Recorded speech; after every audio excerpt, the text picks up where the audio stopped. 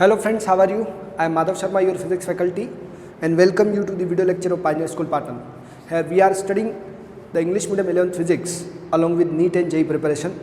और आज हम लोग यस्टरडे का जो लेक्चर था मोशन ऑफ कनेक्टेड बॉडीज़ उसी के कुछ न्यूमेरिकल्स को और एक्सटेंड कर रहे हैं और आगे देखते हैं अलग अलग टाइप्स ऑफ सिस्टम कैसे हो सकते हैं आपके लिए क्वेश्चन में। तो ये दो क्वेश्चन मैंने ऑलरेडी प्रिपेयर कर रखे हैं आपके लिए कि फर्स्ट M1 मास है वो 5 kg का है और M2 मास कितना है आपका 10 kg का। दोनों को टाई किया हुआ है, ऐसा डायग्राम और ऐसा फार्मूला आपको ऑलरेडी बता रखा है। ओके, तो अगर आपको डायरेक्ट लर्न है तो वहाँ से डायरेक्ट से देख सकते हैं। फ्री बॉडी डायग्राम इक्वेशन बना के भी आप करें तो भी टाइम ज़्यादा नहीं लगता है। दोनों बातें आप ध्यान रखें। ओके, विद मास स्ट्रिंग ये हमेशा लिखा होता है। इस बात का मीनिंग है कि इसमें स्ट्रिंग का मास नहीं है, स्ट्रिंग स्ट्रेचेबल नहीं है और फ्रिक्शन लेस है। ठीक है, अभी जितने भी क्वेश्चन चल रहे हैं बिना फ्रिक्शन वाले चल रहे हैं और इसका हमको acceleration of the masses will be, इन दोनों मास का एसिलरेशन क्या होगा। तो देखिए M2 की वैल्यू ज़्यादा है और M1 की वैल्यू कम है तो ये पूरा सिस्टम इस एसिलरेशन से मूव करेगा। ओके, इसका मास कितना है 10 kg, तो ये हो गया आपका 100 G। ओके सॉरी 10 kg है ना, तो इसका वेट कितना हो गया 10 G बराबर। और इसका कितना हो गया ऊपर की तरफ, नीचे की तरफ वेट तो नीचे 5 G बराबर।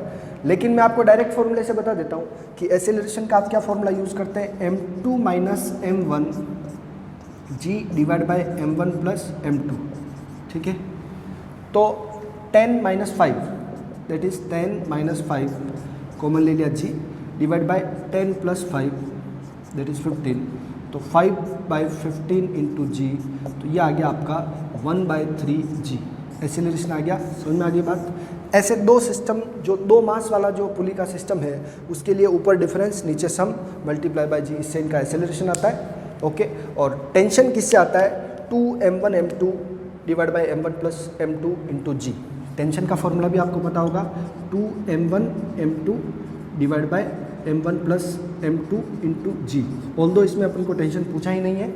G 1/3 G आंसर आया इसका, ये आपका करेक्ट ऑप्शन है, ऑप्शन नंबर बी। समझ में आ गया होगा आप लोगों को। नेक्स्ट क्वेश्चन जो आपके लिए इधर लिखा हुआ है देखिए आप लोग कि 3 इक्वल मासेस, वही सिस्टम है, उससे थोड़ा सा इसमें क्वेश्चन का लेवल एक्सटेंड हुआ है कि यहाँ पर 2 मास लगा दिए। तो अब देखिए आप लोग इसको टोटल ना कर ले आप, क्योंकि थ्रेड यहाँ तक सेम है तो उसमें टेंशन सेम रहेगा। आगे थ्रेड क्या हो गया, इसके बीच में मास आ गया तो थ्रेड चेंज हो गया। क्वेश्चन को पहले रीड आउट करते हैं कि ABC तीनों का मास कितना है 2 किलोग्राम है। तो ये भी 2 किलोग्राम, ये भी 2 किलोग्राम और ये भी 2 किलोग्राम। ठीक है, अब आप लोग देखें जब भी आपको क्वेश्चन नहीं दिखता हो प्रॉपर तो आप उसको थोड़ा सा जूम कर लेंगे तो वो क्वेश्चन आपको दिख जाएगा। ओके, फ्रिक्शन लेस पुली वो सब कुछ हमेशा दे रखा है वैसे ही है। अब आपको निकालना क्या है, the tension in the string between B and C। B ये रहा और C, तो इसकी टेंशन हमको निकालनी है। तो बताए पहले इसकी टेंशन तो वही रहेगी T, ओके, और T बराबर। और नेक्स्ट इसमें जो टेंशन है वो इस तरह से और इस तरह से, क्योंकि दोनों तरीके से स्ट्रेच रहेगा तो T1 T1। ठीक है, इसका वेट किधर लगेगा नीचे, तो ये कितना हो गया आपका 2G बराबर। अब पूरा सिस्टम का एसिलरेशन सेम रहने वाला है तो इसका एसिलरेशन A और इन दोनों का भी एसिलरेशन क्या हो गया A बराबर। इसका वेट किधर नीचे 2G बराबर। इस बॉडी का भी वेट नीचे रहेगा, वो कितना रहेगा 2G, क्योंकि सबका वेट कितना है सेम है, सबका मास सेम है बराबर। अब मैं आपको इस वाले पोर्शन को क्लियर करके यहाँ पर सॉल्यूशन नोट डाउन करवाता हूँ इसका।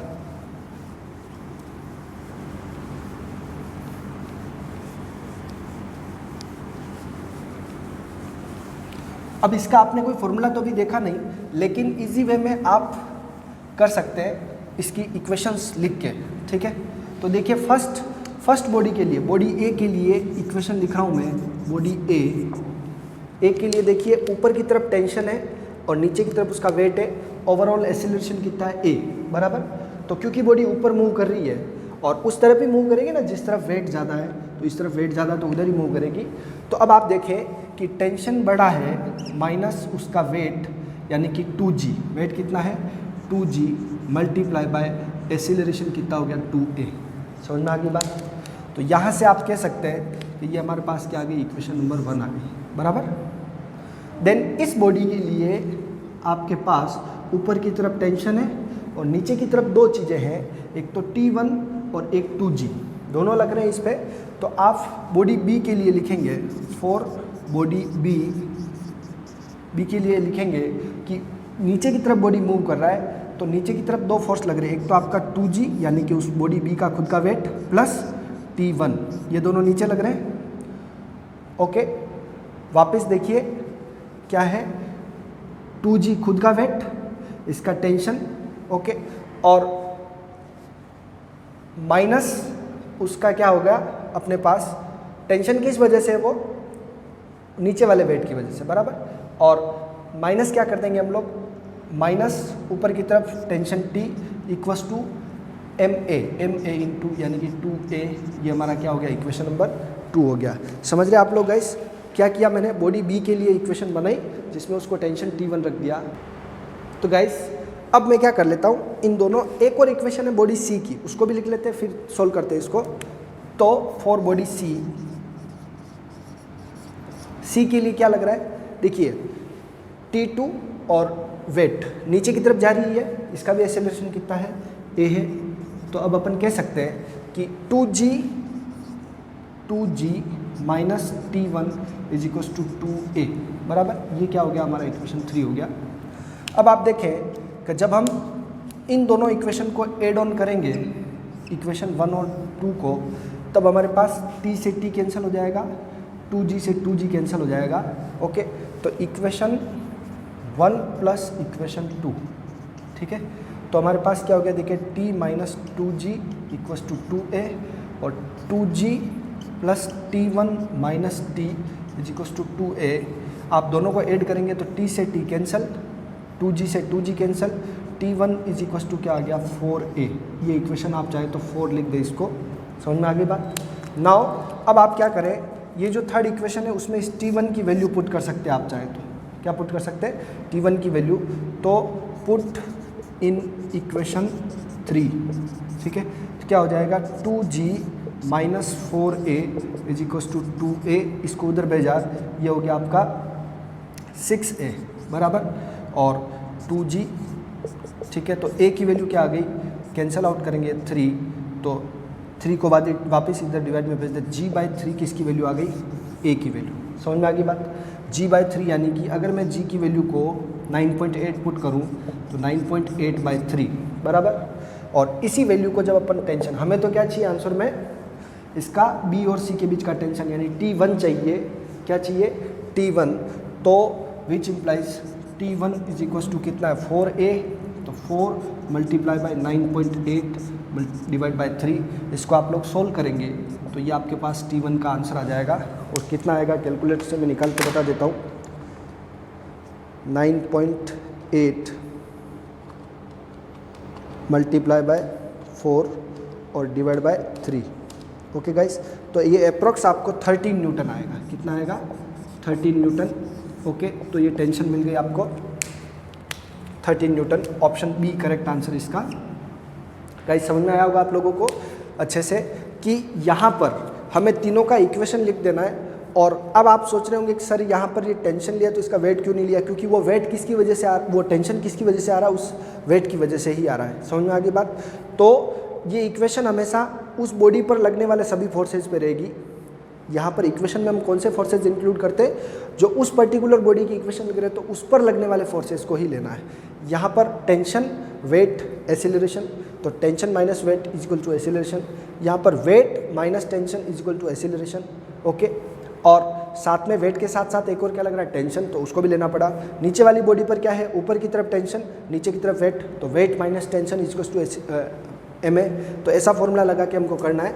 ओके, ज़्यादा टफ नहीं पड़ता है ये, बिल्कुल इजी वे में 3 इक्वेशन सोल्व करते ही आपका आंसर आपको मिल जाता है। ओके, नेक्स्ट क्वेश्चन लेते हैं आपके लिए। स्क्रीनशॉट ले लें आप इसका और खुद से वापस सोल्व करें।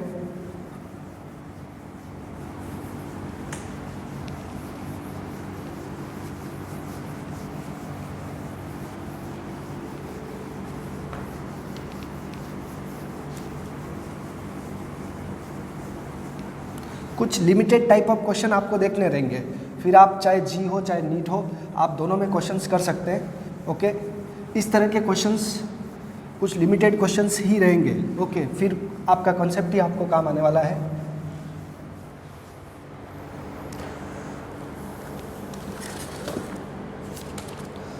नेक्स्ट क्वेश्चन जिसमें आपको डबल इंक्लाइन प्लेन का क्वेश्चन ले रहा हूँ मैं। 40 kg और 30 kg की दो बॉडी है जो दो इंक्लाइन प्लेन पर है। तो वो क्वेश्चन देखें आप लोग, और इसमें क्या निकालना है, टेंशन इन द स्ट्रिंग निकालना है। ओके, ये 30 kg कल ऐसा क्वेश्चन किया था हमने, आज उसका आपके लिए प्रैक्टिस हो जाएगा। ये 30 डिग्री, ये 30 डिग्री। ओके, ये मासलेस और frictionless, massless string, unstretchable string, और उस पर पुली है वो भी फ्रिक्शनलेस पुली है। ये कितना है, 40 kg। ओके, और ये इस तरफ आपका 30 kg। ठीक है,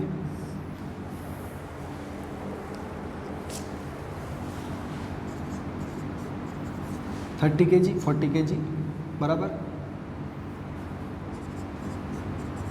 अब आपसे क्या पूछा है, आपसे पूछा है कि इसमें टेंशन कितनी है। फाइंड टेंशन,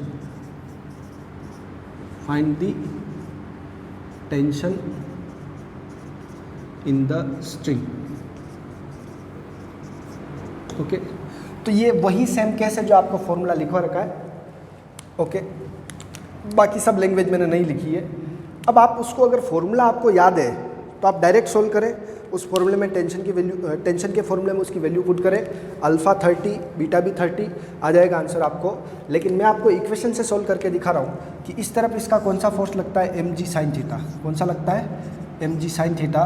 ओके, तो मैं इसको क्या कह देता हूँ, m1 कह देता हूँ, और इसको कह देता हूँ m2 g sine theta. Okay, heavy किसको लिया, लाइट किसको लिया, वो कोई बात नहीं है। और ये पूरा सिस्टम, इधर वेट ज़्यादा है तो इस तरफ मूव करेगा ए एक्सीलरेशन से, ये ए एक्सीलरेशन से ऊपर मूव करने वाला। टेंशन इसका अपोजिट, इसका टेंशन इधर, बराबर। अब आपको सपोज दैट फॉर्मूला याद नहीं है तो उस केस में आप क्या करेंगे, यहाँ पर ये इस तरफ आ रहा है m1g sine theta, m1g sine theta minus T is equal to m1a बराबर। तो इसमें वैल्यू पुट कर देते हैं, m1 की value 40 g sine 30 minus T is equal to 40 into A बराबर, इक्वेशन 1। साइन 30 की वैल्यू और भी मैं इसको सिंप्लीफाई कर देता हूँ कि साइन 30 की वैल्यू कितनी होती है, 1/2। तो 40 g into 1/2 minus T is equal to 40 a, और ये आ गया आपका 20 इंटू जी 10 ले लेते हैं, 200 minus T is equal to 40 a बराबर। ये आपका इक्वेशन फर्स्ट। इसी तरीके से अगर आप डायरेक्ट लिखें इसको, इसके लिए तो t माइनस क्या आएगा, m2g साइन थीटा। तो t minus m2g sine theta कौन सी बॉडी के लिए, 4m2 बराबर, और is equal to m2a। Okay, t minus m2 कितना, 30 इंटू 10 इंटू साइन 30 1/2। ठीक है, इक्वल्स टू m2a, m2 कितना आपका 30a बराबर। तो ये 30 इंटू 10 इंटू 1/2 15, और ये 150 आ गया यहाँ से 30a। t minus 150 equals to 30a। ठीक है, ये किस केस में करें, जब हमको फॉर्मूला लर्न नहीं है। ओके, दोनों इक्वेशन को पास में रखेंगे, और हम लोग क्योंकि टेंशन निकालना चाह रहे हैं तो ये इक्वेशन जो अपोजिट साइन है इसको कैंसिल आउट करेंगे। 200 minus T is equal to 40a बराबर। ये क्या है आपका, ये है t minus 150 is equal to 30a।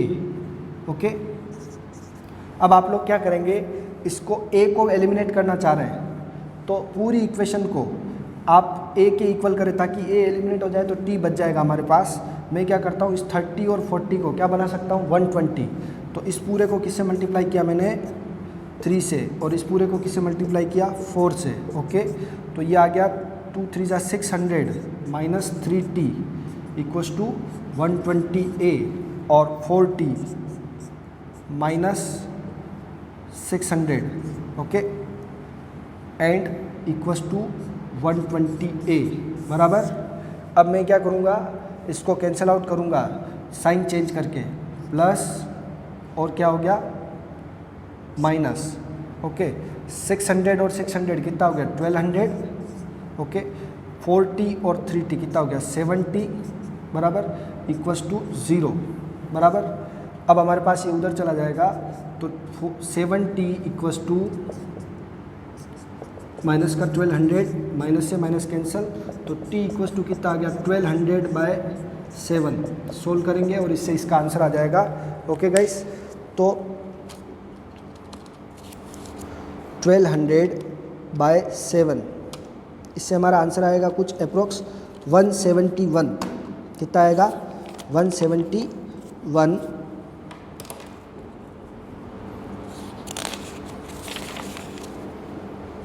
तो देखिए गाइस क्या था 600 और ये 600, 3 2 6, ये 600 तो दोनों को जोड़ा 1200। ये हमारे पास दोनों का सम कितना आया 3t और 4t, तो 70, इसको उधर भेज दिया 1200/7 करेंगे, अप्रॉक्स 170 के आसपास या 171 न्यूटन आपका इस टेंशन का आंसर आएगा। समझ में आ गई बात। अगर हम g की वैल्यू डेसिमल में लेते हैं 9.8 तो इन दैट केस हमको कुछ थोड़ा सा डिफरेंस मिलेगा, बाकी अप्रॉक्स वैल्यू 171 आ रही है। ओके, 1200 में जब 7 का डिवाइड किया तो हमारे पास 171 पॉइंट समथिंग आ रहा है, तो उसको मैंने नेगलेक्ट कर दिया, 171 एग्जैक्ट ले लिया। ठीक है गाइस, क्वेश्चन समझ में आया होगा। अब मैं आपको इसको डायरेक्ट, अगर आपको फॉर्मूला याद होता तब आपको क्या फ़ायदा मिलता वो बता देता हूँ कि आपको क्या करना था, केवल इसकी वैल्यू उस फॉर्मूले में पुट करनी थी। ओके, क्या फॉर्मूला लेते हैं हम लोग उसका, जब दोनों किसी एंगल पर इंक्लाइंड होते हैं तो आपको मैंने पहले थ्योरी बता रखी थी उसकी का एसिलेरेशन के लिए m2 sine beta minus m1 sine beta divide by m1 plus m2।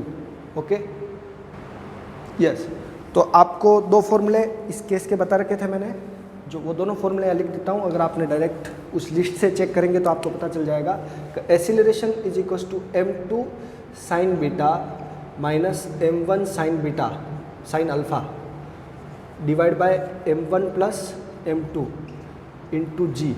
ये किसका फॉर्मूला है, m2 यहाँ पर हैवी वाले को लेना, ध्यान रखें, ठीक है। और टेंशन के लिए क्या फॉर्मूला है, m1 m2 m1 sine beta plus m2 sine beta divide by m1 plus m2 multiply by g. ठीक है, ये फॉर्मूला इसका है। क्या मैं इतनी प्रोसेस अगर नहीं करना चाह रहा हूँ तो मैं इस फॉर्मूले को याद रखूँ तो मेरे पास बहुत जल्दी आंसर आ जाएगा। Tension T equals to m1 15 क्या था आपका 30 इंटू 40। ठीक है, 30 इंटू 40, पेन चेंज कर देते, 30 into 40 minus m1 30 into 1/2 sign 30 की वैल्यू प्लस या माइनस लग, यहाँ प्लस रहता है, m2 साइन बीटा वो भी क्या है 40 इंटू 1/2। ठीक है, divide by 30 plus 40 multiply by g की वैल्यू कितनी ले लेते हैं, अप्रॉक्स 10। ओके, तो ये देखिए नीचे 70 ऊपर 1200 डिवाइड बाय 70 और ये कैंसिल हुआ 15 प्लस 20।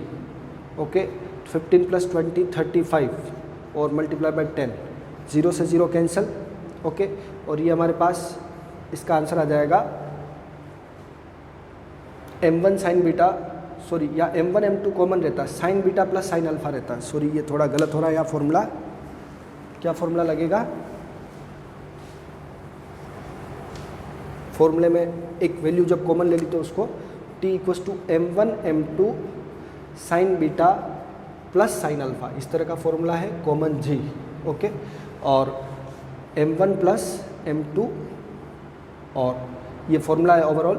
अब देखिए m1 30 into 40 sign beta sign 30 plus sign 30 common लिया जी बराबर m1 m2, तो m1 कितना है 30 प्लस 40।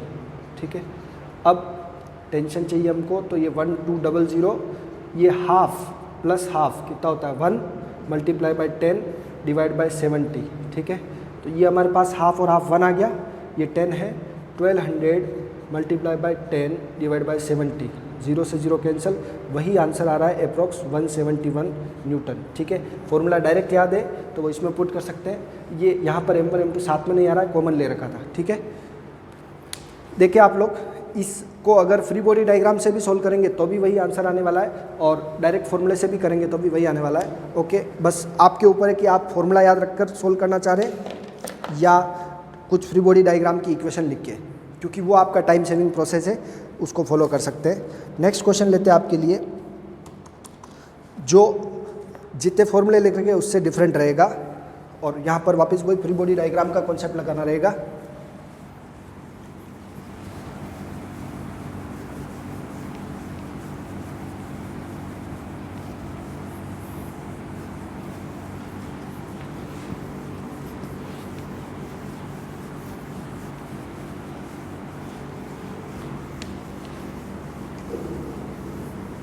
फॉर्मूला डायरेक्ट अप्लाई करने में यही ध्यान रखना है कि आपका फॉर्मूला गलत हुआ मतलब फिर सब कुछ गलत, ठीक है। और जो आंसर्स होते हैं उसमें ऑप्शंस में वो भी अप्रोक्स कुछ जो पॉसिबल मिस्टेक्स है उससे मैच करते हुए ही होते हैं। तो यहाँ पर एक डायग्राम दे रखा है आपको, in the system shown in figure the acceleration of 1 kg block will be, ठीक है। सो इस तरह का एक क्वेश्चन है,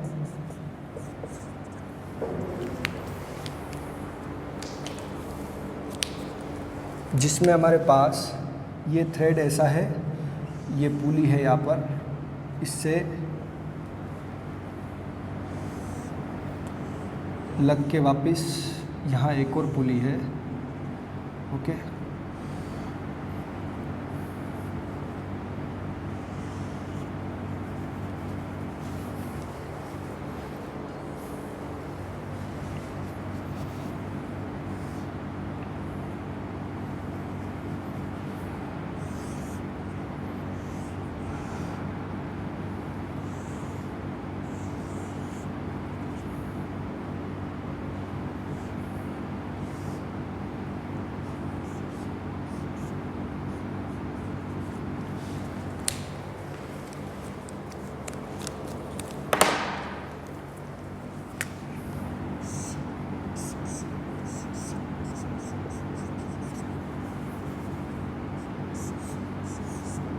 ये प्रॉपर डायग्राम है इस तरह का। अब क्वेश्चन क्या है कि in the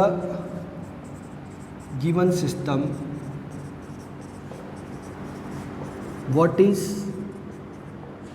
acceleration of mass 1 kg, ठीक है।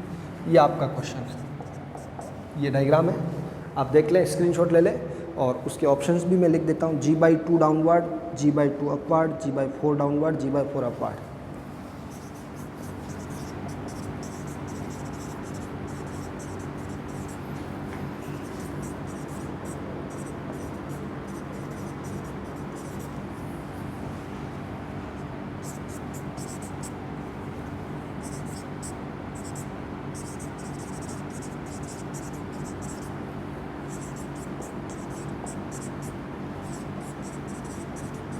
ये ऑप्शंस हैं। अब इसको सोल्व करते हैं फ्री बॉडी डायग्राम की हेल्प से। तो गाइस सबसे पहले तो ये बताएं कि हेवी वेट कौन सा ये है। ओके, थ्रेड पूरा ये रहा आपका, जब तक कॉमन थ्रेड चल रहा है उसकी टेंशन क्या रहेगी, सेम रहेगी। तो ये कह सकते हैं कि इसकी टेंशन T, ओके, इसकी टेंशन T, इसकी टेंशन T। टेंशन का साइन आप दोनों तरफ से ले सकते हैं, बट जिधर से मोशन होगा उस तरफ से उसको कंसिडर करना है। ओके, अब बताइए कि ये कितने केजी का है, 1 kg का है, और ये कितना है, 4 kg का है, ठीक है। तो थोड़ा सा आप इधर जूम करके देखें ध्यान से कि ये वाला जब इसको नीचे खींचेगा, ओके, तब ये थ्रेड ऊपर जाएगा, कुछ इधर जाएगा, कुछ उधर जाएगा, बराबर। ध्यान देना थोड़ा सा क्लियरली। तो इसका वेट किधर लग रहा है, नीचे, और ये कितना हो गया आपका 4 × 10, ओके, यानी कि 40 न्यूटन लिख सकता हूँ मैं इसको। ये इसकी वजह से वेट आया, बराबर। W = 40 न्यूटन, बराबर। और इसका वेट किधर लग रहा है, नीचे की तरफ, 10 न्यूटन, ये इस वेट की वजह से, बराबर। अब क्योंकि ये इसको नीचे खींचेगा तो ये वाला थ्रेड इधर आएगा, जितना थ्रेड इधर आएगा उतना ही थ्रेड ऊपर जाएगा, ये नीचे की तरफ मूव होगा इसलिए, बराबर। तो ऐसा कह सकते हैं कि अगर ये सिस्टम पूरा A एक्सीलरेशन से नीचे जाता है, किस एक्सीलरेशन से, A एक्सीलरेशन से नीचे जाता है, तब आपका ये 2a एक्सीलरेशन से ऊपर जाता है। ये मोस्ट इंपॉर्टेंट बात है यहाँ, ठीक है। क्या कहना चाह रहा हूँ कि अगर सपोज दैट ये वाला x डिफरेंस आता है इसमें, तो यहाँ पे भी x डिफरेंस आएगा, ओके। ये नीचे जाएगा पूरा सिस्टम, तो उस वजह से ये ऊपर जाएगा। तो ये x एक्स्ट्रा और ये एक एक्स्ट्रा, इधर कितना डिफरेंस आना चाहिए ऊपर की तरफ, 2x। समझ में आ गई बात। अगर ये x नीचे जाता है, ये भी x नीचे जाता है, तो इस तरफ कितना आना चाहिए, 2x ऊपर जाना चाहिए। तो एक्सीलरेशन में भी डबल चेंज आना चाहिए। a एक्सीलरेशन से ये नीचे जा रहा है, तो ये 2a एक्सीलरेशन से ऊपर जाएगा, बराबर। ये अब आपका बन गया। यहाँ पर दो बॉडी है, एक तो ये है और एक ये है, बराबर। अब बताइए कि इसके लिए वेट कितना है, 40 न्यूटन जो नीचे लग रहा है, और ऊपर कितनी टेंशन है, T और T कितनी हो गई, 2T, ठीक है। तो for the mass of 4 kg, 4 kg के लिए अगर आप देखें तो इस 4 kg पर एक्सीलरेशन कितना है, a, ऊपर आपका T कितना है, 2 बार 2T, क्योंकि इसका भी टेंशन है और इसका भी टेंशन है, बराबर। और नीचे की तरफ आपका क्या लग गया, 40 न्यूटन जो इसका वेट है, ओके, 4 kg का, इस तरह से हो गया, बराबर। मैं इस बात को और यहाँ पर नोट डाउन कर देता हूँ कि if acceleration of 4 kg is a, ठीक है, then in 1 kg it is 2a, क्योंकि यहाँ पर ये दो थ्रेड आ गए दोनों तरफ से, इसलिए इस वजह से ऐसा हुआ, ओके। ये बात थोड़ी स्टार पॉइंट में नोट कर लेंगे आप लोग। अब इसकी इक्वेशन लिख रहा हूँ मैं कि नीचे जा रही बॉडी, तो 40 minus 2t is equal to 4a, ठीक है। ये इक्वेशन 1 हो गई। और दूसरी तरफ जो बॉडी दूसरी है, 4 body of mass 1 kg, 1 kg के लिए क्या होगा, ऊपर की तरफ टेंशन ज़्यादा, वेट कम, तभी से ऊपर जा रहा है 2a एक्सीलरेशन से।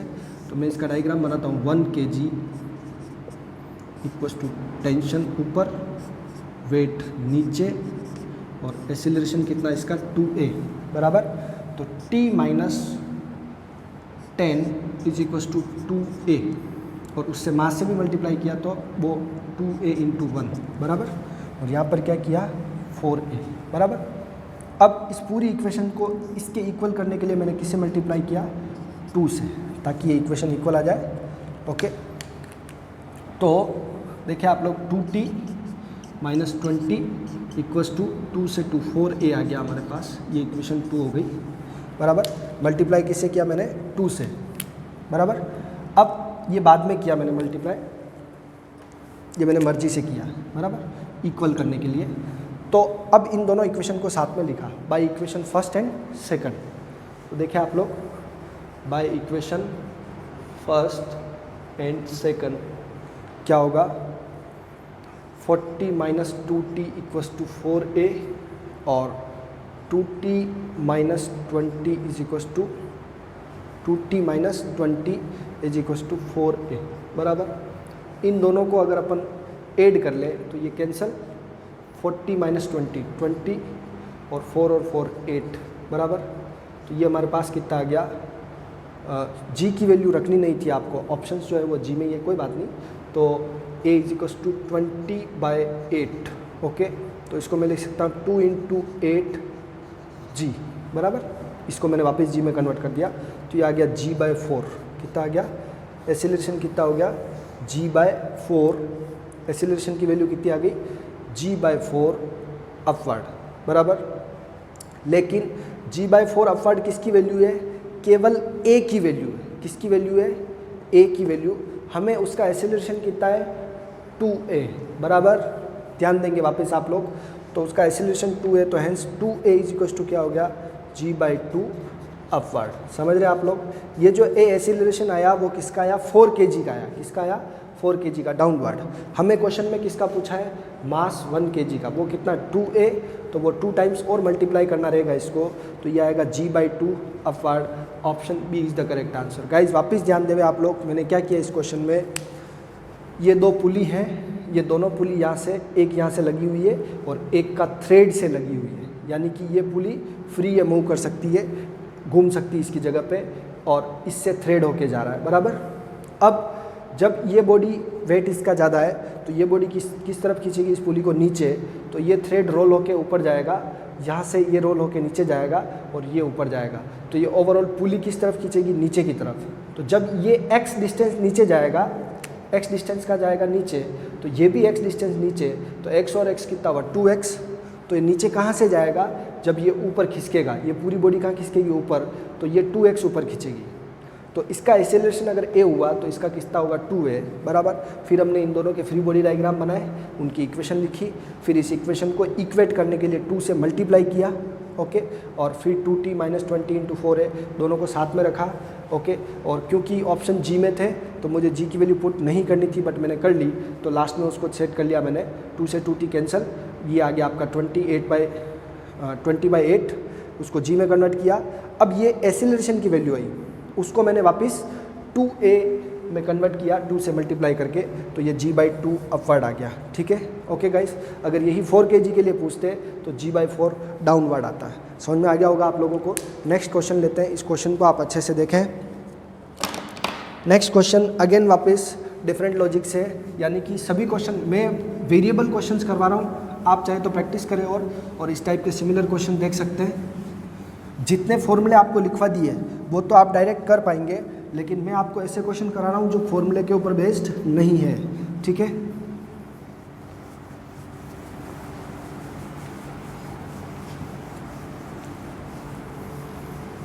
कितने क्वेश्चन का आप फॉर्मूला याद रखेंगे, इतना तो पॉसिबल नहीं है ना। तो कॉमन जो केसेस है उनके मैंने आपको फॉर्मूले नोट डाउन करवा दिए थे, और जो कॉमन केसेस नहीं है उनके हम लोग क्वेश्चंस कर रहे हैं। लाइक ये क्वेश्चन हमारे पास है कि P और Q एंड एक डायग्राम देखें पहले आप लोग। ये क्या है, 2 पुली है जो दोनों फिक्स है, ठीक है।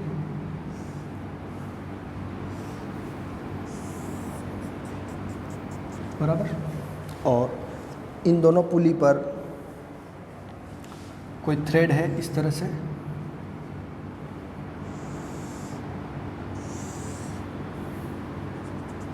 थीटा एंगल पर दोनों तरफ से, बराबर। और इस तरफ से हमने इसको खींचा है, खींच रहे इधर से भी ये v वेलोसिटी से नीचे जा रहा है, एग्जैक्टली नीचे है।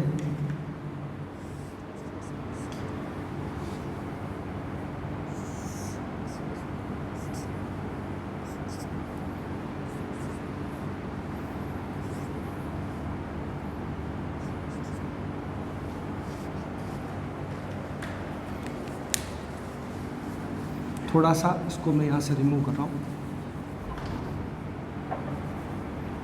क्वेश्चन में यहीं तक दे रखा है,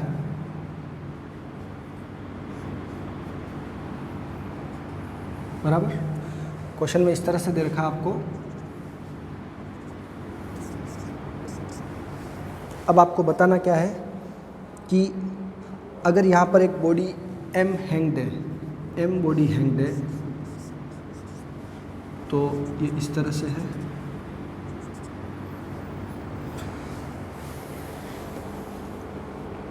If A and B are fixed, if pulley A and B, pulley A और B जो है वो फिक्स है, if pulley A and B are fixed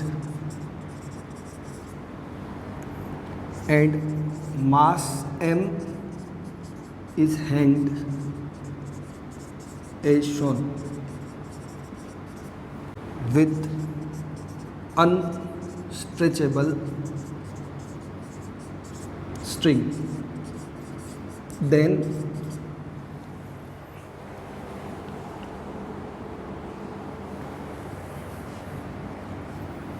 if P and Q moves with speed v, then what is speed of m? m की क्या speed होगी? Question को समझने की कोशिश करें। ना आपको टेंशन पूछी है, ना आपको एक्सेलरेशन पूछा है, आपको स्पीड पूछी है, ठीक है। अगर ये दो पुली फिक्स है, ओके, और ये थीटा एंगल पर है दोनों थ्रेड्स, इस जगह पे हमने एम को हैंग किया है, ओके, तो एम को हैंग किया है। अब आप बताएं कि अगर ये दोनों रस्सी v वेलोसिटी से ऊपर ऐसे खींच रही है, ओके, बराबर, अगर ये सीधा होता है इस तरह से जैसा पहले वाले डायग्राम में था, ये v वेलोसिटी से जाती और ये भी v वेलोसिटी से जाती, ओके, तो हम उसको सीधा कर सकते थे। लेकिन यहाँ पर ऐसा है कि ये किसी एंगल पे ले लिया इन्होंने, बराबर। तो अगर सपोज दैट मैं इसको L कह देता हूँ, ओके, इसको मैं x कह देता हूँ और इसको मैं y कह देता हूँ, बराबर। ये क्या हो गया x और ये L, ये y। तो जिस वेलोसिटी से ये नीचे जा रही है उसी वेलोसिटी से ये जा रही है, और जिस वेलोसिटी से ये नीचे जा रही है उसी वेलोसिटी से ये जा रही है। तो हमें ये पता है कि dl/dt मतलब L के अंदर जो चेंज है वो v है, बराबर। L के अंदर चेंज है वो कितना v है। हमें इसका अपवर्ड वेलोसिटी निकालना है। P and Q moves with speed v, then what is speed of m? What is upward speed of m? बराबर। अब इस क्वेश्चन को समझने की कोशिश करेंगे, टोटली डिफरेंशिएशन पर बेस्ड है, ओके। हमें पता है कि ये 90 डिग्री है, तो सिंस हमें पता है कि L square is equal to क्या है, x square plus y square, ठीक है।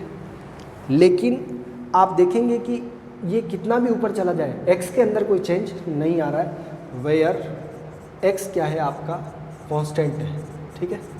x की वैल्यू चेंज नहीं होगी क्योंकि वो बेस है। ये ऊपर खींचेगा तो ये वाला चेंज होगा, ये वाला तो चेंज नहीं होगा, तो x कांस्टेंट है।